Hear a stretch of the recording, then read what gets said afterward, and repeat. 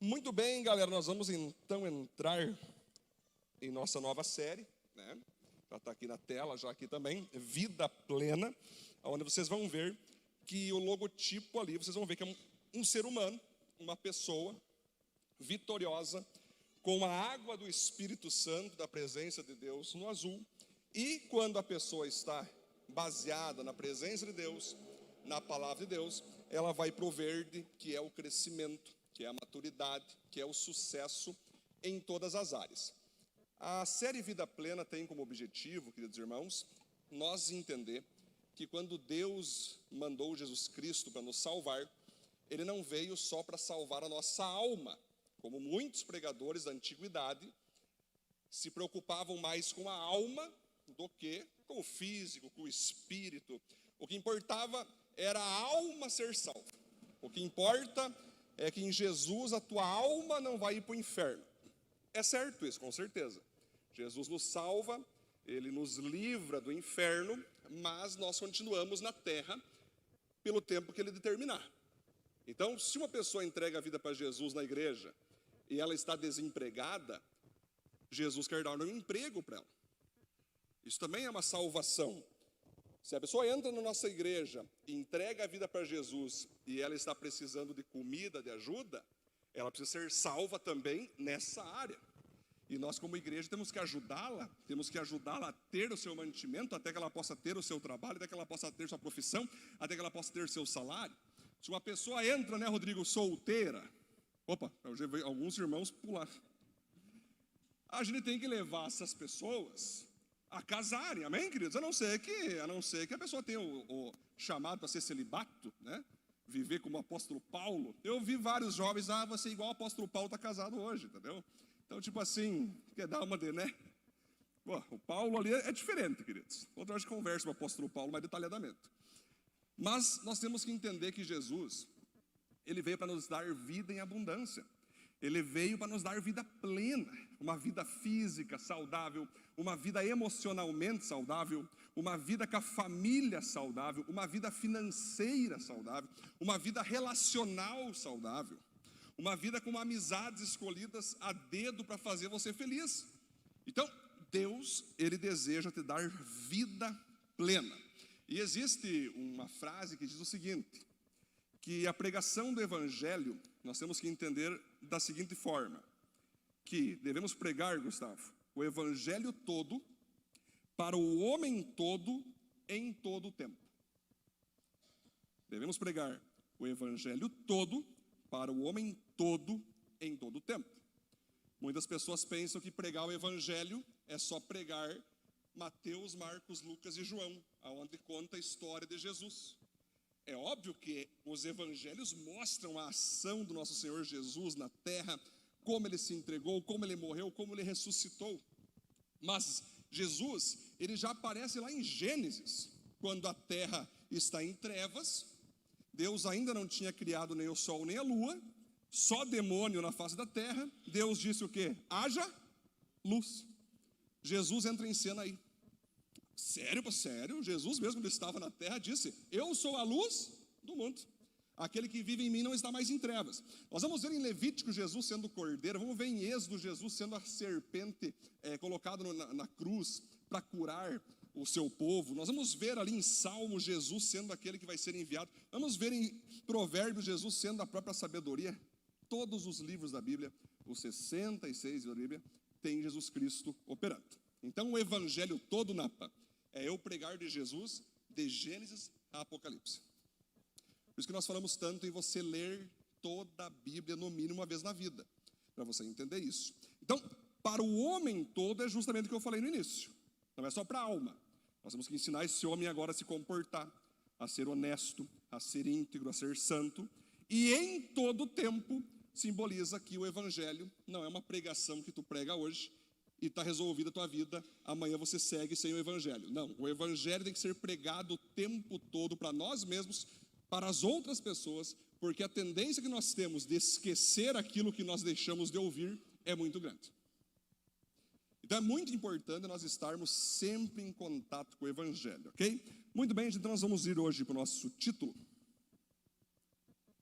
Tem uma vida espiritual plena, né? Nós vamos então aí ter 7 ações, 7 temas. Inclusive nós entramos num jejum agora para que facilite a sua busca por essas plenitudes nas 7 áreas. Então, vamos entrar nesse jejum amanhã. Eu peço que os irmãos procurem entender que são 7 semanas de jejum. Então, não vai fazer como alguns irmãos. Nós vamos ficar só na água nessas 7 semanas. Se tu quer ir para a glória já agora, pode fazer 7 semanas na água. Bem tranquilo, se tu sente esse chamado e subir, nós temos que ter prudência nos jejuns, né, queridos? Então, tu pode dividir. Uma semana tu tira uma coisa, outra semana tu tira outra coisa. Ou se tu vai fazer 7 uma coisa, que seja algo que vai fazer você ficar sentindo falta, mas também não vai fazer você ficar desmaiando no teu serviço. Aí o teu chefe, que está desmaiando todo jejum? Aquele pastor está de brincadeira. Aí começa a vir para cima de mim, né? É sempre assim. Então eu estou deixando vocês fazer o jejum de modo inteligente, ok, querido? De modo espiritual, de modo inteligente. Se você toma remédio, se você tem alguma receita que tu não pode ficar sem alguma vitamina, não tire isso, amém, irmãos? Então, é só nós entender que é necessário nós jejuar de modo sábio e inteligente, ok? Muito bom. Nós vamos ler, então, 3 textos. Você tem aí na sua guia um texto principal, ok? Mas eu vou ler 3 textos que tem um link entre eles. Vamos ver Ezequiel, você pode ver no telão comigo, 47, 1 em diante. O homem me levou de volta até a entrada do templo. Debaixo da entrada saía água que corria na direção do leste, pois o templo dava frente para esse lado. A água corria por baixo do lado sul do templo, ao sul do altar. Então o homem me fez sair da área do templo pelo portão norte e me levou pelo lado de fora até o portão que dá para o leste. Um riacho saía do lado sul do portão. Com a sua vara de medir, o homem mediu 500 metros na direção da correnteza para o leste. Ele me fez atravessar o riacho ali, e a água chegou aos meus tornozelos.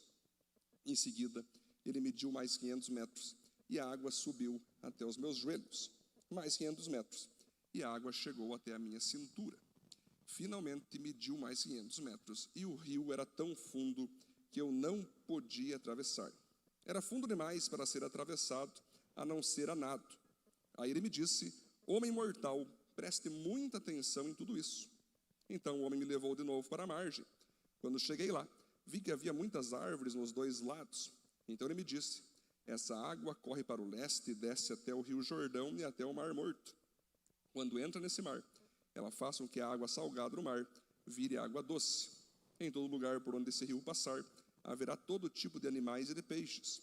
O rio fará com que as águas do Mar Morto fiquem boas, e ele trará vida por onde passar.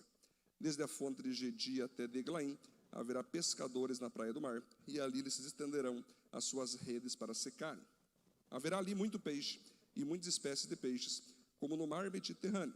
Mas nos brejos e nos charcos a água não ficará boa. Essa água servirá para a produção de sal.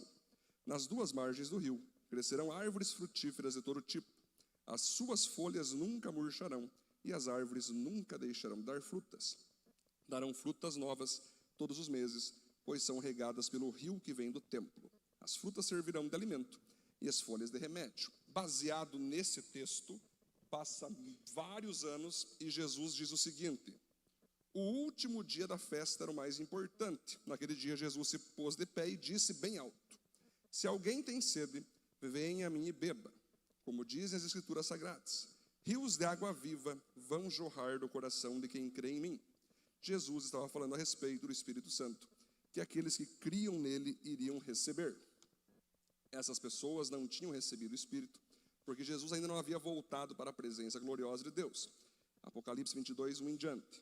O anjo também me mostrou o rio da água da vida, brilhante como cristal, que sai do trono de Deus e do Cordeiro, e que passa no meio da rua principal da cidade. Em cada lado do rio está a árvore da vida, que dá 12 frutas por ano, isto é, uma por mês, e as suas folhas servem para curar as nações.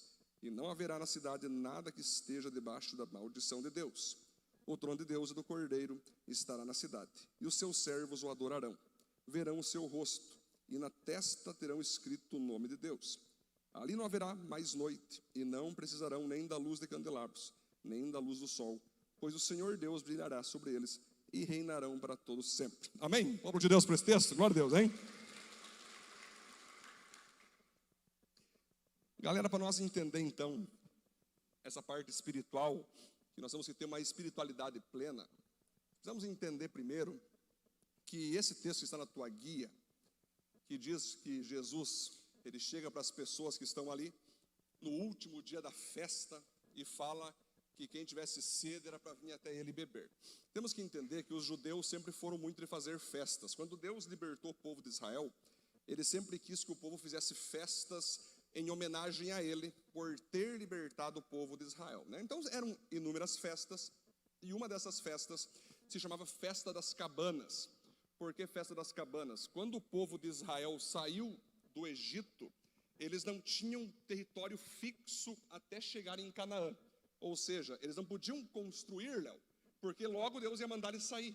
Então eles moravam em cabanas bem simples, em cabanas frágeis, mas que Deus prometia para eles que eles não deixaria cobra picar eles, não deixaria onça matar eles, com cabaninhas bem simples. Quando eles chegam até Canaã, começam a plantar, começam a colher, começam a prosperar, começam a criar mansões, casas bem elaboradas, casas próprias. Eles então agora estão prósperos, Lucas. E para que eles nunca esquecessem da onde eles saíram e da onde Deus havia tirado eles, Deus mandou eles fazer uma vez por ano a festa das barracas. Para quê, Cássio? Para que eles ficassem 7 dias morando, a família toda. Tinha que, então, os ricos, os classe média, tinha os mais pobres, todos que tinham casa, que moravam bem, tinham que ficar 7 dias longe da sua casa e ficar 7 dias com a sua família morando em cabanas para festejar que um dia Deus havia os libertado do Egito.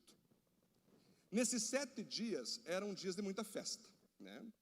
E o que chamava atenção nesses dias era que todo dia, os 7 dias, os sacerdotes faziam jorrar água do templo, misturado com sangue de sacrifícios, passando por todas as ruas de Israel.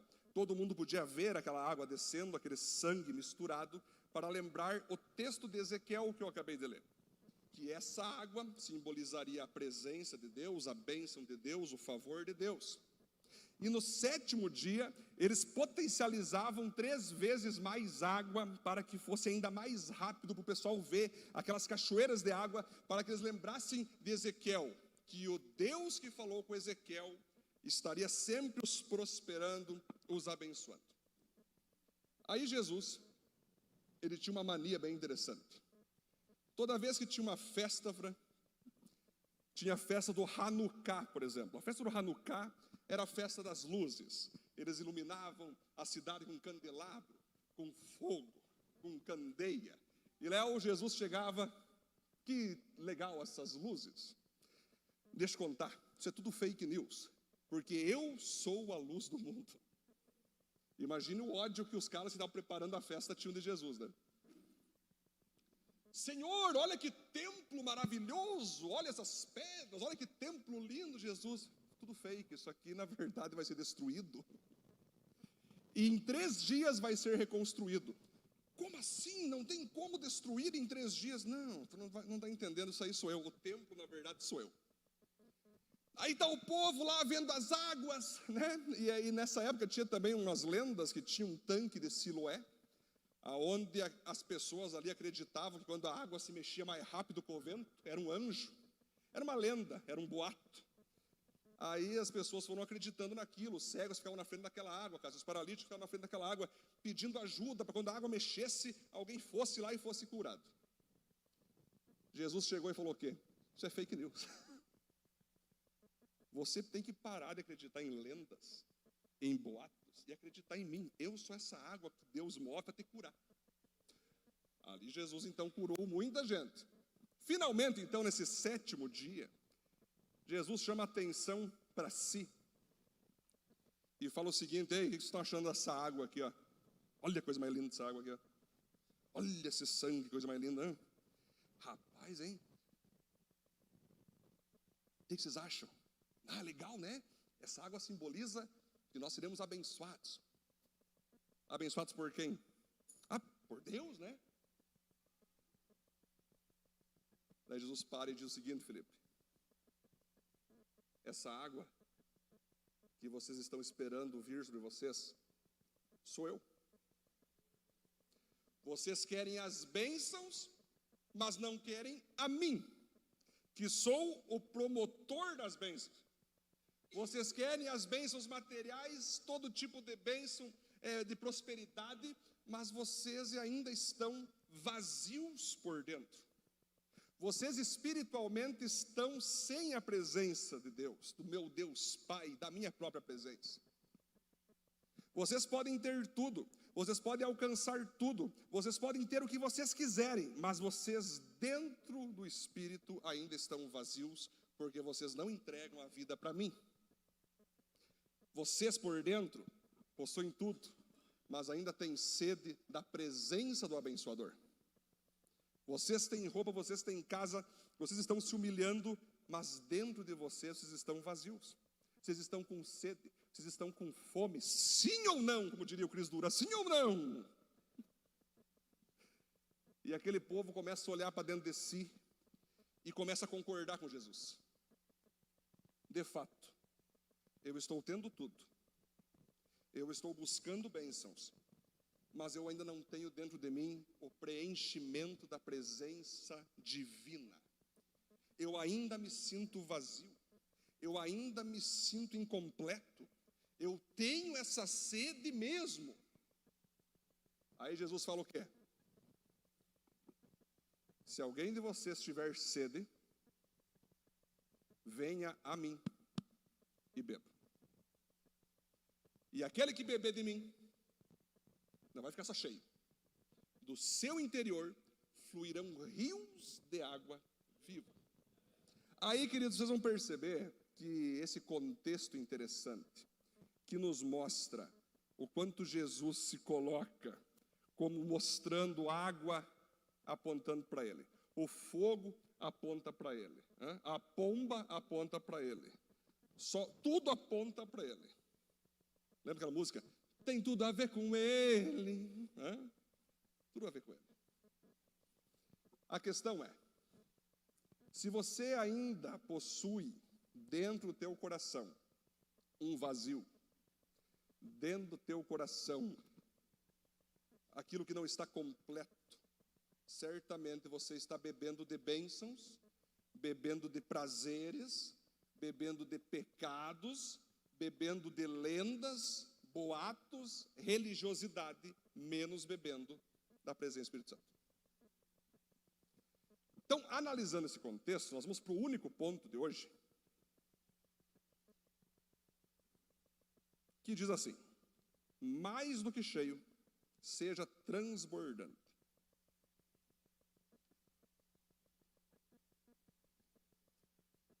Devemos receber, desfrutar e derramar a presença do Espírito Santo na vida de todos ao nosso redor. Temos que entender, queridos, que Deus, Ele sempre gostou muito dessa tripartição. Deus é três. Se você vê o sol, é três. Corpo, né? Você vai ver fogo e calor. Você vê uma laranja, três. Suco, casca e o interior dela, o formato dela. E nós também somos feitos de três partes: corpo, alma, que é a sede das nossas emoções, que é o que nós somos, e espírito. Você já sabe isso. O espírito é onde eu vou ter contato com aquilo que para mim é divino. Deus criou esse espírito de modo a que só Ele nos completasse com a sua presença. Se nós vermos lá em Gênesis, vamos ver que Deus, Ele faz Adão e Ele sopra nele o fôlego de vida. Dentro dele, dentro do espírito dele, está a presença do Espírito Santo já. Quando ele peca, Diogo, a Bíblia diz que ele morre na mesma hora, mas ele fica vivo. Ele continua vivo. Tem Caim e Abel, ele é Eva. O que ele morreu ali? Espiritualmente. Ele morre espiritualmente. E aqui, queridos irmãos, nós temos esse livro, que eu quero que vocês se baseiem nele, nessa série, aonde eu escrevi, de Gênesis a Apocalipse, por que Jesus veio para a terra, morrer numa cruz, ressuscitar e enviar o Espírito Santo para habitar nosso coração. É um livro base que eu escrevi, ok? Que eu vou precisar que você leia, que você esteja lendo, pesquisando. Vai ser um livro base, porque nós vamos seguir aqui com vida plena. Mas, em resumo, quando o homem perde a presença de Deus no Espírito, ele imediatamente começa a fazer de tudo para preencher aquela falta de Deus. Ele vai para a família, quer ter vários filhos, ele vai para a riqueza, ele vai para a violência, ele vai para a guerra. E aí muitos começam a acreditar que para ser salvo, César, era necessário fazer boas obras. Não. Para mim preencher esse vazio de Deus, eu preciso fazer obras de amor, obras de fé, obras que ajudem as pessoas mais pobres. E eles começaram a fazer obra, ajudar pessoas e tudo mais, mas não preenchia aquele espírito. Aí Deus chega e diz assim: muito bem, se vocês acham que vocês podem ser preenchidos pela minha presença, por mérito próprio, estou dando para vocês meus 10 mandamentos. Êxodo 20, você vai ler lá, Moisés recebe as tábuas da lei, aqui, 10 mandamentos. Se vocês viverem na íntegra, sem errar nem 1%, vocês receberão minha presença. O homem não conseguiu viver os 10 mandamentos.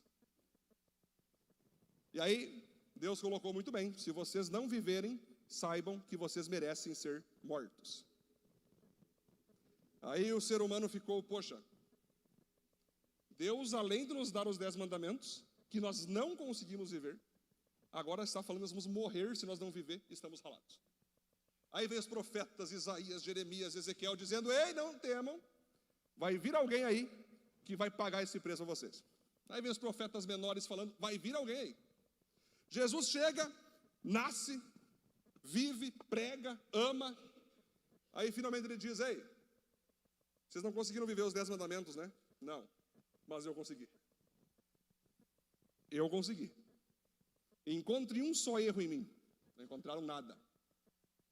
Agora, eu vou mostrar para vocês que Deus, ele tem que cumprir o que ele falou, que era matar vocês. Mas fiquem tranquilos, eu já falei com Deus lá em cima. Ele vai matar vocês, mas em mim. A Bíblia fala então que Jesus pega, abre os braços na cruz, é chicoteado, espancado, crucificado. Deus Pai, vendo aquela cena, vira de costa, não consegue mais ver aquela cena, de ver que toda a sua ira estava sendo derramada no seu filho, que não tinha nada a ver com a história, que a culpa era nossa, mas por amor Jesus disse: Pai, leia Hebreus, pode ler Hebreus, você vai entender. Jesus disse o seguinte: um corpo me preparaste, estou pronto para fazer a tua vontade. Jesus, inclusive, quando estava no jardim do Getsêmani, ele começou a visualizar que no momento que ele fosse para a cruz, todos os nossos pecados estariam sobre ele. As mentiras, os adultérios, as imoralidades sexuais, os vícios, as culpas, tudo estaria sobre ele. E Jesus sabia que quando Deus olhasse para ele, teria que sair dele, porque Deus, o que separa o homem de Deus é o pecado. E quando Jesus então viu que ele poderia ficar sem a presença de Deus, ele disse: Senhor, teria como fazer de outra forma? Eu morro por todos eles, Senhor, mas perder a tua presença, Senhor, essa que eu sempre tive diante do Senhor, tem como passar de mim esse caso? A presença do meu Pai, o Senhor não vai estar comigo ali, porque eu vou estar em pecado. Em pecado entre aspas, né? O nosso nele, né? Mas para Deus ele estaria no pecado, porque estava no nosso lugar. E Deus diz: não, filho, você tem que ir, você precisa ir, porque é necessário que você morra, para que todos eles também morram, e assim como eu vou ressuscitar você, eu ressuscite também a eles. E aí, Felipe, olha que coisa mais linda, está tudo no livro Salvos do Que, gente, você vai ler esse livro até o final, você vai cair chorando, porque esse livro Deus me deu quando eu terminei o bacharel em teologia. Eu terminei e Deus falou: você vai fazer um livro agora sobre salvação. Escrevi no meu Word lá, em 1 ano e meio eu terminei ele, esperei o tempo certo e ele está disponível. Basta você ler e você vai ver que interessante que é. Agora, Jesus morre, nós então estamos quites com Deus, Jesus ressuscita, mas vai caber a nós agora querer viver uma nova vida. O apóstolo Paulo, bem entendendo isso, disse em Gálatas 2:20: já estou crucificado com Cristo. Agora vivo não mais eu, mas Cristo vive em mim. Então, para mim poder ter uma vida plena espiritual, eu preciso primeiramente entender que esse espírito que ficou vazio com a queda do homem no paraíso, ele jamais vai ser preenchido por dinheiro, por pessoa, por paixão, por qualquer tipo de prazer, por qualquer tipo de pecado. Todas as pessoas, se você ver os jovens que vão para as festas, os jovens que se cortam, os jovens que vão para rock diabólico, o que eles querem é uma coisa só: preencher o espírito vazio. Por isso que Jesus disse, eles não sabem o que fazem. Às vezes vocês acham que as pessoas são maldosas porque nasceram maldosas. Não, elas nasceram à imagem e semelhança de Deus. E elas vão passar a vida inteira procurando preencher o espírito que está vazio. Umas vão para as drogas, outras vão para a imoralidade, outras vão para projetos, para sonhos, fazem de tudo. E no final, não estão preenchidas. Você veja, pessoas que vão para a festa, na segunda-feira, beberam demais, e aí ficam na ressaca. Todas elas, poxa, não gostei de ir. Não foi legal. Durante a festa, as pessoas estão lá que nem fantasmas, vestidinhas, todas, parecendo bonitas, mas um interior vazio. Muitas vão para a religião, muitas vão para a aparência. Não, as mulheres pensam, vou botar uma saia agora, é isso aí, vou botar um coque, vai me preencher. Muitos homens pensam que não, eu vou fazer o seguinte, botar um terno e uma gravata, vou andar um sapatão. É isso, eu vou botar uma aparência de quem está preenchido. Jesus disse que é do exterior que vai fluir rio, ou é do interior? É do interior. O problema hoje é que muitas pessoas estão pregando religião e não evangelho. Estão pregando com que roupa tu deve se vestir, antes de falar para você como você deve ser por dentro. A religião é isso, é tentar transformar a pessoa de fora para dentro, o que não existe. Agora o evangelho é você ser transformado de dentro para fora. Jesus está falando com alto e bom som: quem tem sede, vem a mim e beba. Para dentro, tem que entrar. Jesus, ele quer entrar, e como ele entra em nosso espírito, aí que está o grande segredo revelado. Ele entra através do seu Espírito Santo.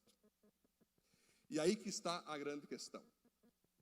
Se eu tenho sede da presença de Deus, às vezes eu não entendo o que é a presença de Deus, eu posso achar que é um prazer, posso achar que é um pecado, mas agora que você está me ouvindo, você entende que não. Eu estou com sede de algo que eu perdi lá no Éden. Lembra da música? O meu orgulho me tirou do jardim. Exatamente isso. Estamos com sede disso. E Jesus é aquele que vai dizer depois em João 14,6: eu sou o caminho, a verdade e a vida. Resumindo, eu sou o copo que vai derramar a presença do Espírito Santo dentro de ti. Venha a mim. O primeiro passo, então, queridos, é você entregar a vida para Jesus. Eu lembro quando eu entreguei a vida para Jesus, Cássio, foi num acampamento de jovens. Cada um tem sua experiência, mas no dia que eu entreguei a vida para Jesus, não tinha vento algum, Léo. E começou uma ventania, as árvores balançando do nada, assim, Léo. Era um dia normal. No momento que eu entreguei, eu nunca mais esqueço disso. Começou uma ventania. Eu terminei a oração, parou o vento. E eu fiquei, cara, que incrível isso. Fui preenchido na mesma hora, cara. Sabe aquela hora que você fica, uau, como eu não descobri isso antes? Estava aqui, toda a minha procura, todas as minhas respostas estavam em Cristo Jesus. Tinha 17 anos, lembro muito bem. E aquela presença veio, galera. E eu entendi na prática que se eu for para Jesus, eu mato a minha sede. Na prática, fui para Cristo, Cristo veio com o Espírito Santo, Igor, e eu fiquei preenchido. Cada um de vocês que entregaram a vida para Jesus, creio que a maioria aqui, talvez alguns ainda não, mas cada um tem a sua experiência, cada um tem aquele impacto quando você entregou a vida para Jesus. Você nunca mais vai esquecer esse dia, quando você se deparar com aquela água e você beber aquela água. Água cristalina, água maravilhosa, água saudável, água eterna. E a pergunta que eu faço para você hoje aqui é o seguinte: você ainda tem sede? Talvez você ainda não bebeu de Jesus. Ou talvez não esteja bebendo ainda, que eu já vou trabalhar outro subponto aqui. Uma vez atendi, Cássio, um presbítero da igreja presbiteriana em Curitiba. E aí eu estava atendendo ele e tal, fiz umas perguntas para ele. E aí na última pergunta era uma ficha, libertação e cura. Você já entregou a vida para Jesus? Ele disse assim, não. Aí eu lembro, como assim? Tu é presbítero, tu prega, tu faz ceia, tu faz até velório, mas tu não entregou para Jesus? Não, é que eu entrei nessa de gaiato aí. Ah, não era? Então, não, me colocaram aí. Ah, tá, então tu não entregou a vida para Jesus. Agora imagina, Cássio, eu me senti como Jesus quando estava com Nicodemos na frente dele. Tem que nascer de novo. O que é nascer? Dá para voltar ao vento? Como assim, cara? Tu não é mestre? Como assim? Não é presbítero, não é presbiteriana? Me assustei, mas não tanto. Porque, Rodrigo, existem muitos que são crentes, mas não são cristãos. E alguns até estão em liderança de igreja. Lembro que eu fui numa conferência com o pastor Russell Shedd. Existe uma Bíblia que se chama Bíblia Shedd, quem conhece? Eu lembro que eu fui lá, Cássio, pensei, vai ter vários pastores em Curitiba, foi chamado todos os pastores praticamente em Curitiba. Eu fui lá, vai ter um treinamento aqui, né? Plantação de igreja, liderança, geralmente é isso, quando os pastores se reúnem é isso, né? Aí aquele velhinho com quase 90 e não sei quantos anos, Cássio. Léo, quero pregar uma mensagem para os pastores sobre Jesus. Quem ainda não entregou a vida, levanta a mão. Eu olhei, eu falei, Senhor, não estou entendendo nada aqui. Eu entreguei. Naquilo, Cleito, metade dos pastores caíram de joelho na frente do cara. Eu não tenho Jesus ainda, e você atirou no chão. Eu falei, meu Deus. Não quero falar as denominações envolvidas, óbvio, mas eu lembro. É por isso que eu até brinco com algumas. Eles estavam entregando a vida para Jesus. Mesmo sendo pastores. Então, Márcia, critico isso? Não. Elogio, glória a Deus, que eles entenderam que todo esse tempo, Diogo, eles não tinham encontro com Cristo, tiveram um encontro com a religiosidade, com a roupa, com a parte externa, com dogmas. Glória a Deus que eles se encontraram com o Espírito Santo. Glória a Deus. Mas não deixe de ser assustador. Por que esses homens e mulheres chegaram num ponto de exercer até liderança e descobrir que eles não eram de Cristo? Como isso aconteceu? E por isso eu falo para você que está aqui. Não adianta botar terno e gravata. Não adianta botar saia. Se a tua língua é uma língua de cobra. Não adianta externamente parecer santo, mas internamente até o diabo corre de ti.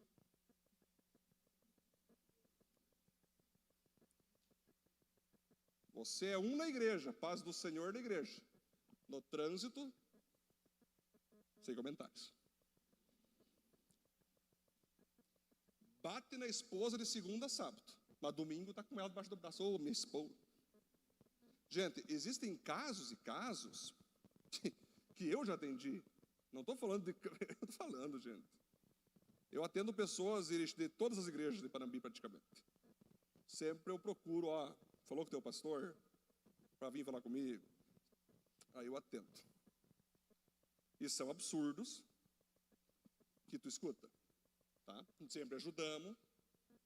Mas as pessoas hoje, elas estão esquecendo que Deus, Ele quer transformar a tua essência.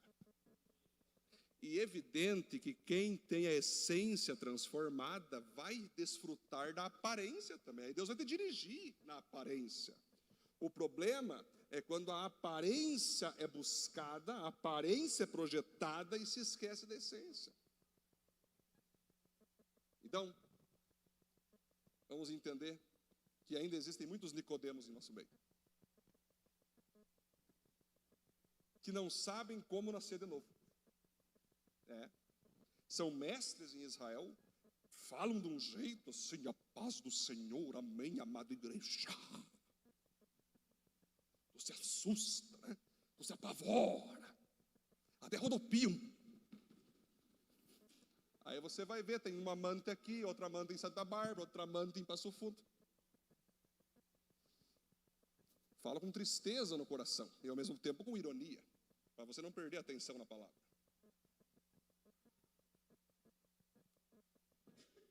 A entrega para Jesus, ela vai gerar do seu interior rios de água viva. Não é de água morta. Não é de água contaminada. De água viva. Então é necessário nós receber Jesus. Por isso que você está aqui hoje. O apóstolo Tiago, certa vez, falou o seguinte: vocês creem em Deus? Todo mundo, sim. Amém. Até os demônios creem e tremem. A diferença é que eles tremem, vocês nem isso. Os demônios vieram do céu, sabem muito bem que eles estão condenados. Eles sabem que é questão de tempo para serem exterminados e colocados no inferno, Cássio. Eles tremem de medo de Deus. E muitos crentes vivem de modo imoral, carnal, achando que não vai acontecer nada. O que acontece aqui? É possível você participar da igreja e não ser igreja.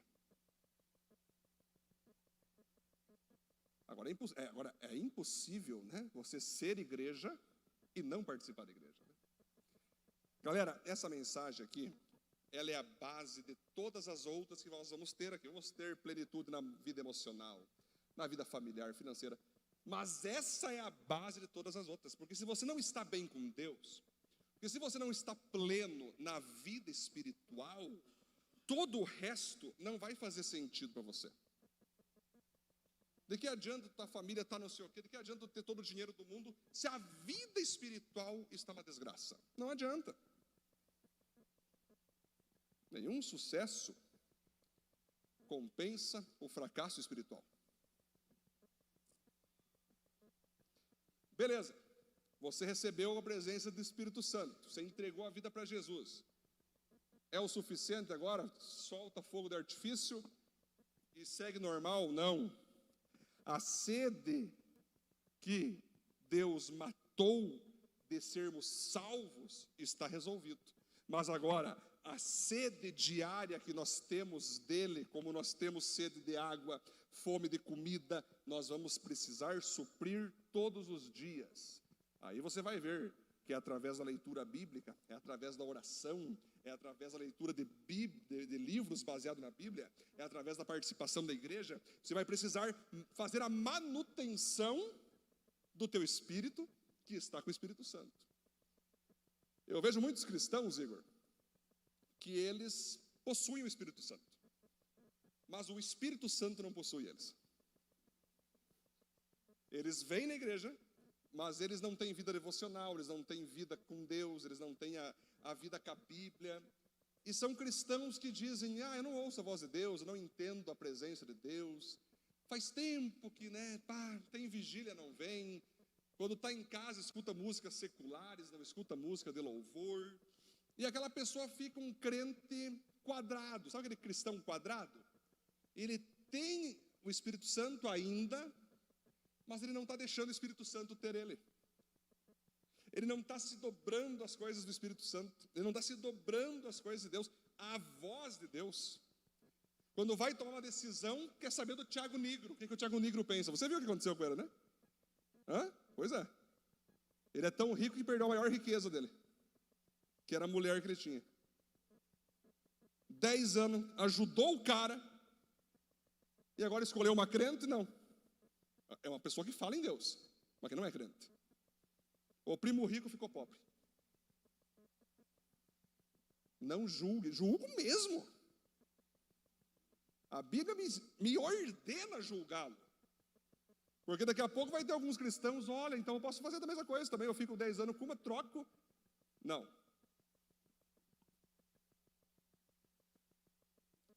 Aí eu lhe pergunto, o que adianta saber de bolsa? O que adianta saber de ações? Ter todo o dinheiro do mundo e largar a família? Lucas, vamos esperar. Vamos esperar, o tempo vai mostrar para vocês o que eu estou falando. É que eu tenho uma facilidade de ver o futuro. Então logo vocês vão saber o que vai acontecer. O que adianta você saber de tudo, saber de Selic, tesouro da fazenda? O teu maior tesouro se chama Espírito Santo, se chama família, teus filhos. É isso. Todo o resto vem depois, não antes. Amém? Mas eu falo isso, galera, porque fique bem claro, com tristeza no coração. Com muita tristeza, Felipe, porque ele entregou a vida para Jesus, diz ele. Batizou no Rio Jordão. A primeira coisa que fez foi o quê? Abandonar a mulher. Aí eu pergunto, por quê? São questões que você está no dia a dia vendo, você está no dia a dia acompanhando, e isso acontece. Finalmente, para nós fechar esse ponto e nós irmos para a conclusão. Depois que eu recebo a presença, depois que eu busco ela diariamente, tem que acontecer algo de modo natural, que é transbordar dessa presença para as outras pessoas. Se eu tivesse aqui agora, queridos, alguns copos ao redor dessa xícara, copinhos pequenos aqui, e viesse uma mangueira, deixasse aqui, derramando a água, ela ia transbordar e começar a encher os copos ao redor. Deus, Ele não quer que você seja só cheio, Ele precisa que você seja transbordante, para que as pessoas que estão ao teu redor possam sentir dessa água, possam receber dessa água, possam beber dessa água que está em você. Eu lembro, uma vez, Léo, eu acordei, isso foi em Curitiba, né? Quando nós éramos líderes de adolescentes. E estava pesado os meus ombros, assim, sabe, Léo? E não tinha acontecido nada nos meus ombros, minhas costas, não tinha feito nada. Tive que fazer força para me levantar. E eu subi que era espiritual. Eu falei, Deus, o que é isso aqui? E Deus, isso aí é o peso dos discípulos que tu tem que carregar. Bem assim, João. Por isso, Edson, você precisa entender que você não pode buscar somente para você a minha presença. Tu tem que buscar para você e para todos eles. Porque quando eles precisarem, você vai estar ali com a mangueira ligada, você vai estar ali com a água derramada, você vai estar ali. Quando eles precisarem, você vai derramar o copo sobre eles. Vocês conseguem entender isso? Quando você está transbordando, você está enchendo outras pessoas. Para nós relaxar um pouco, calma. Olha, está do teu lado e diga assim, ó, você é cheio, está na hora de transbordar. Se você não transbordar, você ainda não entendeu o chamado que Deus deu para você. Se você não transbordar, você ainda não entendeu o projeto que Deus tem para você. Eu lembro, Gilson, que eu estava numa escola, não vou dizer o nome hoje de manhã eu contei, né?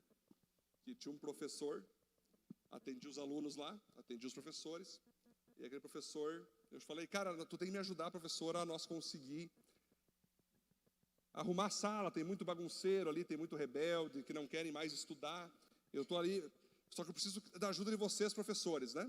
E aí aquele professor me disse assim, pastor, eu estou desistindo dessa escola, eu dava aula na PUC em Curitiba, mas aqui eu não aguento mais, eu não sei, eu vim parar aqui, nessa escola municipal. Quando eu dava aula na PUC, os meus alunos me ouviam e me respeitavam. Aqui, os alunos jogam giz na minha cabeça e saem para ir no banheiro, por exemplo, sem pedir autorização. Não sei se é contigo assim, Joyce, também é ou não? Não? Mais ou menos. E eu estou desistindo, boa sorte, ele falou assim, Léo, boa sorte, que você tenha uma sorte nesse processo de arrumar a escola, mas eu estou fora. E eu perguntei para ele, professor, só uma pergunta para o senhor. Você tem uma profissão de professor ou você tem uma missão? Ele disse assim para mim, não sei, pastor. Aí tu me pegou. Não, se tu tem uma profissão que é ganhar dinheiro em cima do que tu faz, vai embora, estou junto contigo. Agora, se tu tem uma missão de cuidar daqueles alunos, eu peço para você ficar. Por quê, pastor? Bom, sabe esses 4 caras bagunceiros que tu falou que são horríveis? Então, não sei se tu sabe a história deles. Não sei. Pois é. Um deles perdeu o pai faz um mês. O outro, a mãe, está em casa de prostituição. O outro está com o pai bêbado em valetas, ele sempre está levantando o pai em valeta toda semana. E aí você quer desistir de dar aula aqui. Se você tem uma missão e não uma profissão, você não vai só mandar eles abrir na página 91. Você vai pedir aí, meus alunos, como é que vocês estão? Como é que está a família? Como é que está em casa? Você vai deixar de ser professor para ser pai de cada um deles. Gente, resumindo, aquele cara chorou. Chorou. Falou que ia pensar, Cássio. Toda semana eu ia na escola lá acompanhar, né? Toda sexta eu ia lá. Aí na sexta seguinte, cheguei lá. Estava ele com um chapéu de gaúcho lá no canto da escola, Cássio, fazendo um churrascão com todos os alunos ao redor dele. E eu olhei, passei de longe, eu ia entrar na secretaria. Ele me olhou. Ó, pastor, tamo junto. Ele está até hoje nessa escola. Fez projeto de esporte, fez projeto de psicologia. Ele entrou bonito ali. Por quê, gente? Porque ele viu que aquilo que ele era uma profissão, uma missão. Se um cara desse, queridos, consegue ver, Fran, que ele é útil, e talvez nem crente seja, porque nós cristãos podemos achar que nós não temos utilidade? As pessoas que estão ao teu redor, as pessoas que estão ao meu redor, elas dependem que eu transborde a presença do Espírito Santo para elas. Quando você está ao redor dessas pessoas, o que flui de dentro de você? Cala a boca, vai para o inferno, te odeio, lixo. Ei, Deus tem o melhor para você. Ei, Deus tem um projeto para ti. Deus tem um plano para você. Conte comigo. Deixa eu orar por você. Não é o teu fim. Vem para a igreja. Larga dessa vida. Conta comigo aqui. O que está fluindo do teu interior? Flui rios de maldição ou rios de bênção? Fique em pé, por gentileza. Estamos indo para o final. Conclusão, vamos lá. Uma vida espiritual plena é a base de sustentação de todas as outras áreas de plenitude em nossa vida.